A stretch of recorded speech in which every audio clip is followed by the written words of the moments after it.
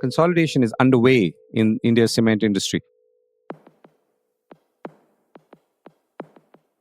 India's cement industry, which has around 630 million tons of capacity and 450 million tons of consumption, has seen about 65 million tons of consolidation in recent times. Companies that have sold out include Kesoram Cement and Pennar Cement, which have been in the business for many years. While capacities change hands often in the cement industry, the current phase with about 11% of installed capacity changing hands is the highest ever in a block of 2 years, says rating agency Crisil in a new report. The report also highlights the ongoing consolidation in the Indian cement industry and says it will accrue 3 significant benefits to acquirers over the medium term: wider geographical reach, access to crucial limestone reserves, and of course, economies of scale. The latest wave began in fiscal 24 with about 51 million tons of capacity acquired and an additional 14 million tons of buyouts announced, all of which are likely to be completed by the first half of fiscal 26, which is shortly. I reached out to Manish Gupta, Senior Director and Deputy Chief Ratings Officer at Crisil Ratings, and I began by asking him to walk us through the top-level numbers of the industry and also spend some time talking about how the cost of acquisition for brownfield or existing projects was now similar or lower than actually setting up a greenfield project.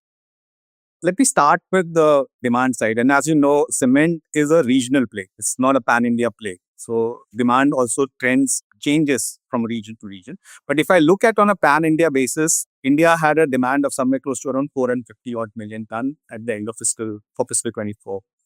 And this demand has been growing pretty well at around 11% CAGR for last 3 years till fiscal 24.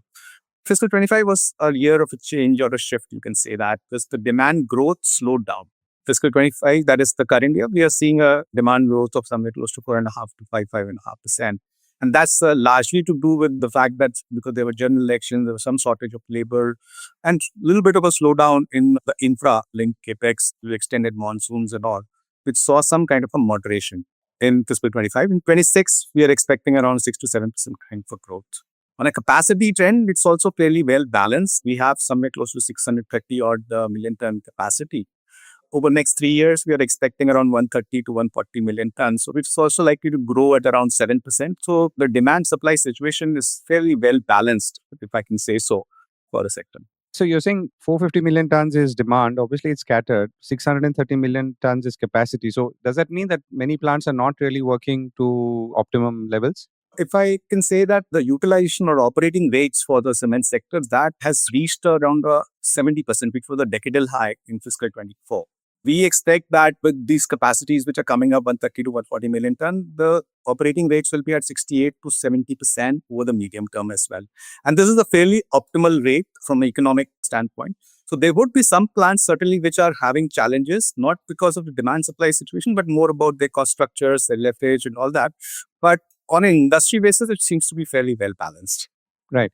And you've written a recent report or put out a recent report where you've talked about the consolidation that's been happening. And you specifically talked about 65 million tons of capacity that's been consolidated and how and why that reflects a certain efficiency that's, I guess, come into the sector as a whole. So walk us through that. Sure. So, consolidation is not something new to the sector. We have seen the phases of consolidation in the past as well. Pre-COVID also, there was consolidation happening, some 25 to 30 billion ton on capacity got changed hands. But what's different this time around is the fact that the pace of change in hands of capacity has gone up. As we mentioned in our report, something like 11% of the installed capacity at the start of fiscal 24, which is totaling to around 65 million ton, that is likely to change hands this time around, which is the highest ever in the block of 2 years. So this is a big shift that we're seeing.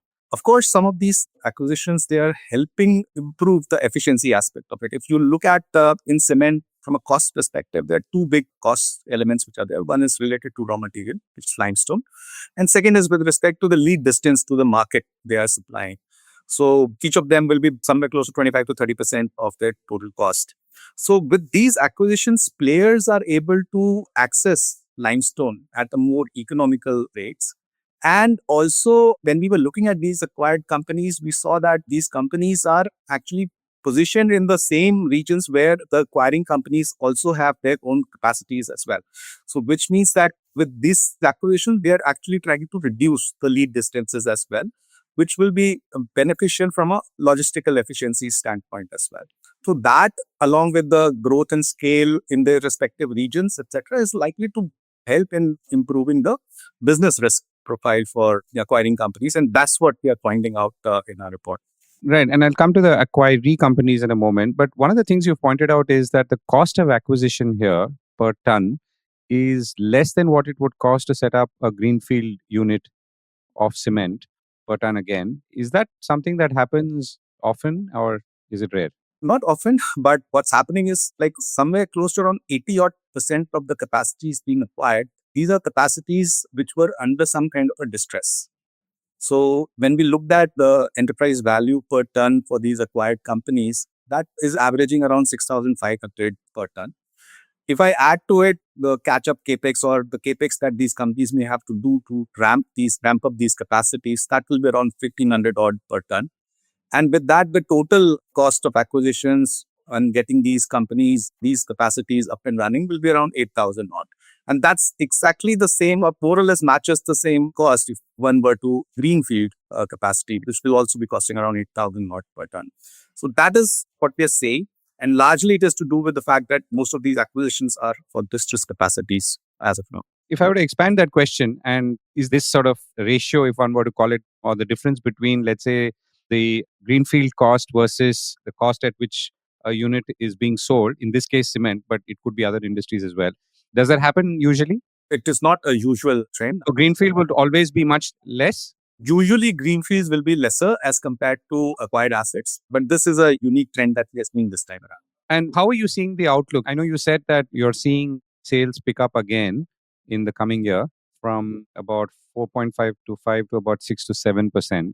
Are there regions within that which would be faster? Yeah, so as I said earlier, cement is more of a regional play. And we see that the eastern and the central region, they are driving the growth at a faster clip as of now. There the growth will be somewhere close to 8 to 9% odd.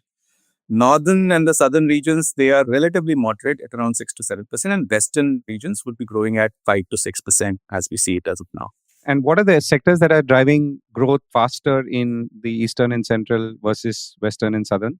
The two biggest sectors where cement goes is infrastructure and housing. And that's where a lot of catch up is happening in the eastern and central region. And that is the reason that these regions are seeing relatively faster growth.